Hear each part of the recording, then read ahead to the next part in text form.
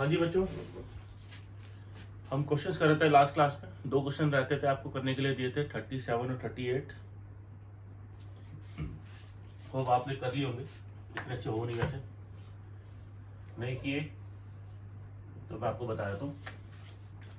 37, a liquid drop having excess charge 6 excess electrons is kept stationary in a uniform electric field। 6 excess electron है, तो liquid drop जिसपे 6 excess electron है उसमें charge हो जाएगा -6e, क्योंकि 6 एक्सेस इलेक्ट्रॉन्स है। अगर डेफिशिएंसी होती तो +6e होता। It is stationary in a uniform electric field of, ये ड्रॉप स्टेशनरी है और इलेक्ट्रिक फील्ड कितना है 25.5 kilo volt per metre. The density of the liquid is 1.26 into 10⁻³ kg per meter cube। Find the radius of the drop।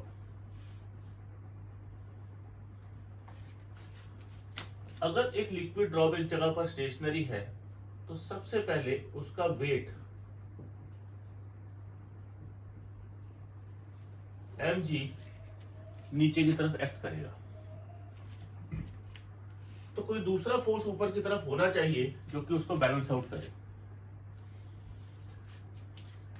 और जो force ऊपर की तरफ उसको बैलेंस आउट करेगा वो इलेक्ट्रिक फील्ड लगाएगी, क्योंकि इलेक्ट्रिक फील्ड भी है यहाँ पे चार्ज क्योंकि नेगेटिव है, इस पे माइनस चार्ज है, तो इलेक्ट्रिक फील्ड की डायरेक्शन नीचे की तरफ होगी।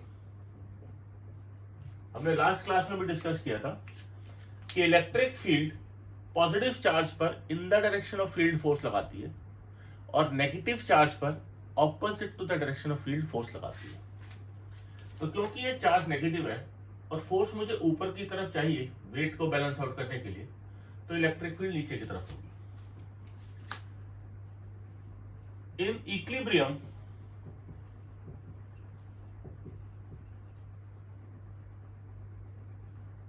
Wait mg that must be equal to QE। Negative sign charge का नहीं लगाएंगे क्योंकि यहां पर मैं फोर्सेस को इक्वेट कर रहा हूं। रेडियस मुझे निकालना है, mass is 4/3 πr³ volume into density, volume into density mass हो गया, into gravity which is equal to Q which is n into E, 6 into E into electric field. तो R आपके पास हो गया R³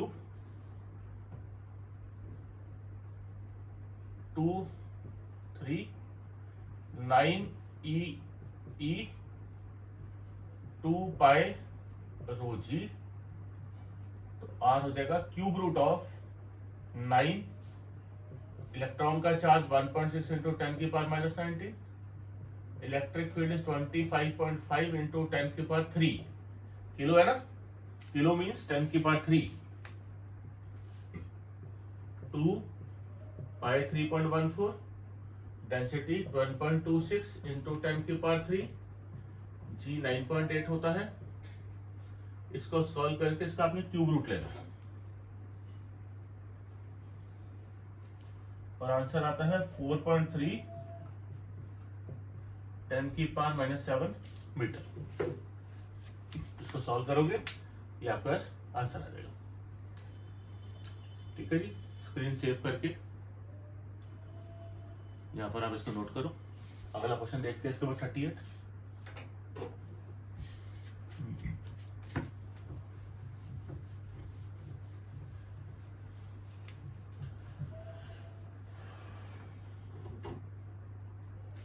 क्वेश्चन नंबर 38 में a pendulum bob of mass 80 milligram. अब यहां जरा ध्यान देना, मास कितना है 80 मिलीग्राम, मिली होता है 10⁻³ ग्राम, 80 into 10⁻⁻6 kg, carrying a charge of 2 into 10⁻⁻⁶ coulomb. ये ध्यान देना 80 इंटू 10⁻⁻⁶ kg आता है, यहाँ गलती करते हो। Is a trace at a certain angle, charge हमें दे रखा है, making an angle with the vertical in a uniform horizontal electric field of 2000 volt per metre,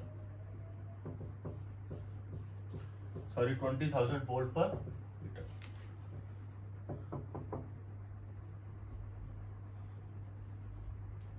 ये रेस्ट पर है, इलेक्ट्रिक फील्ड यूनिफॉर्म है, तो QE फोर्स इस तरफ हो जाएगा, mg फोर्स वेट नीचे की तरफ होगा, टेंशन इन द थ्रेड बताना है, and angle it makes with the vertical.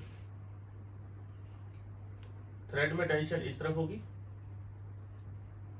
इसके दो कंपोनेंट हो जाएंगे, T cos थीटा और T sin थीटा। अब इक्विलिब्रियम वाली कंडीशन में क्या होगा, जो हमारा T sin थीटा है वो है QE के बराबर, और T cos थीटा है mg के बराबर। लेफ्ट वाला फोर्स राइट वाले के बराबर, ऊपर वाला फोर्स नीचे वाले के बराबर। इन दोनों को डिवाइड करोगे,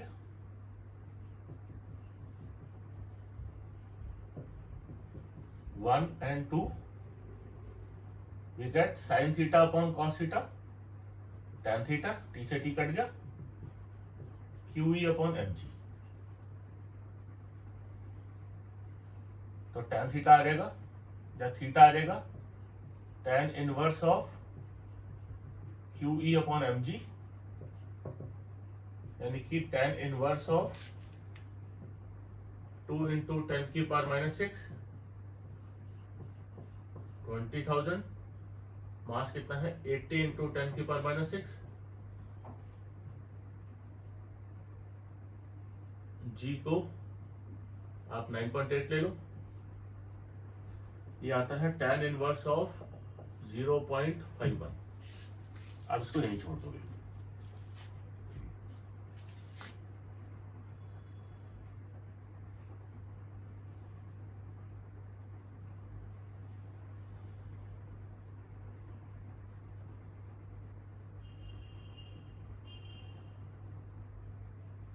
शायद 2 इंटू 10⁻⁸ है, मैंने गलत लिख लिया।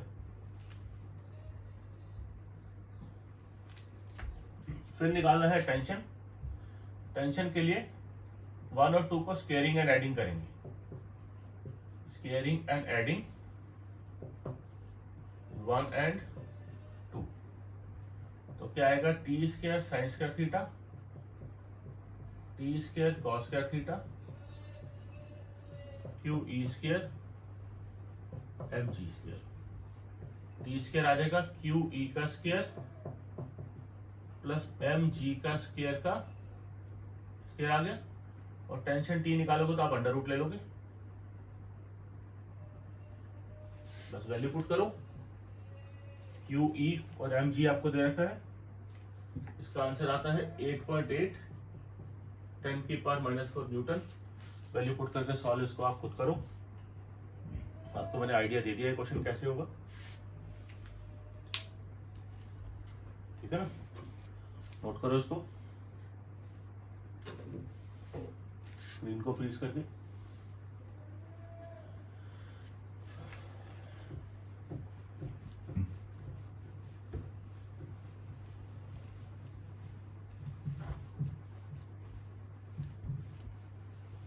अच्छा बेटा देखो, जब हम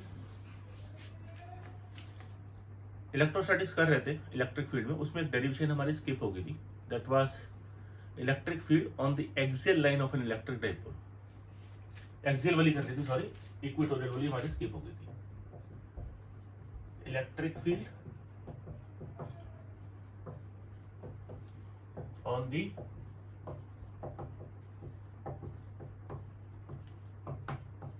equatorial line of N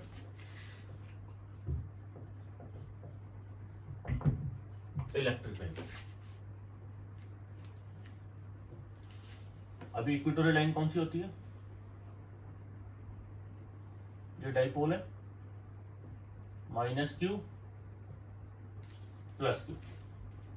equatorial line होती है जो परपेंडिकुलर बाइसेक्टर होता है, इसको मैं इक्वेटोरियल लाइन बोलता हूं, जो बीच में से परपेंडिकुलर कटती है।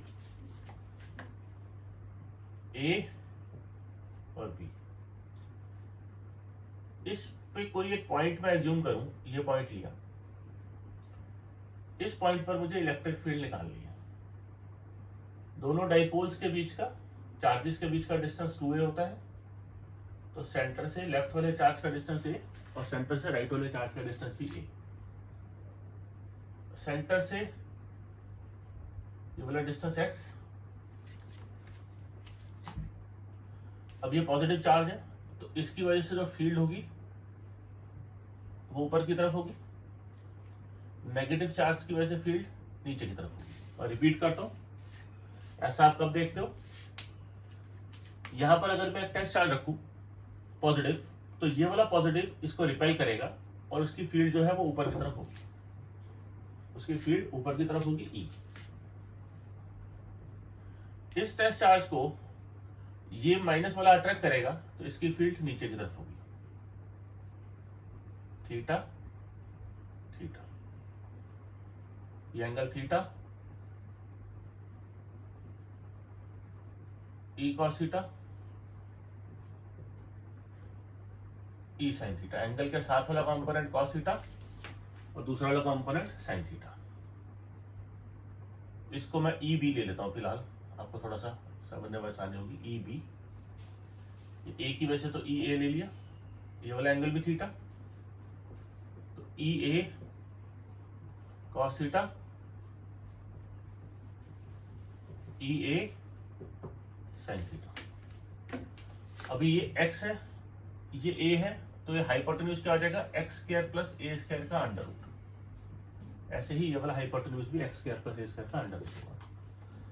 ई बी क्या होता है, ई बी होता है के क्यू अपॉन डिस्टेंस है एक्स स्क्वायर प्लस ए स्क्वायर का अंडर रूट का स्क्वायर, और यही मेरा ई ए भी होता है। चार्ज तो सेम है, पोलैरिटी ही तो डिफरेंट है, साइन हम लगाते नहीं, और डिस्टेंस जो है दो चार्ज और पॉइंट के बीच में एक्स स्क्वायर प्लस ए स्क्वायर का अंडर रूट का स्क्वायर है। अब ई ए और ई बी का मैग्नीट्यूड देखो सेम है बिल्कुल, तो साइन थीटा वाला जो कंपोनेंट है ई ए साइन थीटा और ई बी साइन थीटा, इनका वेक्टर सम हो जाएगा 0, क्योंकि ये इक्वल है दोनों और ये ऑपोजिट है, ई बी साइन थीटा और ये साइन थीटा। जबकि कॉस थीटा वाले component E A cos theta और E B cos theta same direction में है, तो हम इनको एड अप कर देंगे, तो इफेक्टिव इलेक्ट्रिक फील्ड हमारे पास हो जाएगी E A cos theta plus E B cos theta, जिसको मैं 2EA cos थीटा लिख सकता हूं, क्योंकि EA और EB बराबर है। 2EA KQ x square plus ए स्क्वायर के अंडर रूट का स्क्वायर, और cos थीटा क्या है, base upon hypotenuse, A upon X square plus A square का under root, K Q into 2a, मैंने इसको साथ में लिख दिया, ए को टू को ए के साथ ले आया, क्योंकि क्यू इंटू 2a मेरा पी डाइपोल मोमेंट बन जाता है। नीचे हो जाएगा एक्स स्क्वायर प्लस ए स्क्वायर की पावर 3/2। यहाँ देखो पावर कितनी है, एक्स स्क्वायर प्लस ए स्क्वायर की 1, यहाँ कितनी है 1/2।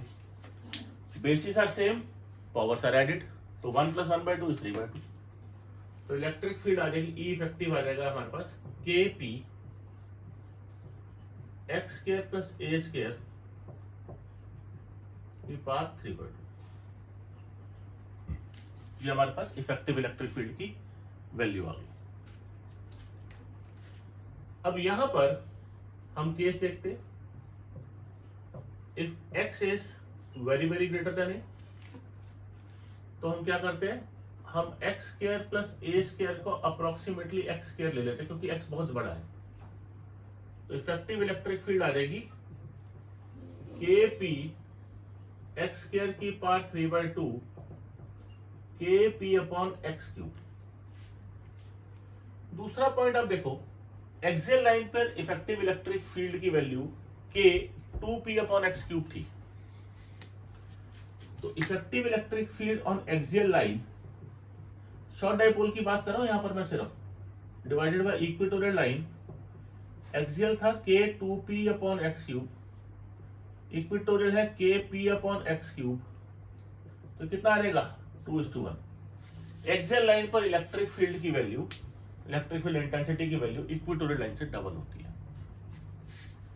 ठीक है जी, यहां पर आप इसको स्क्रीन को पॉज करके इसको नोट करो, फिर हम अगला आर्टिकल गॉस लॉ का शुरू करते हैं।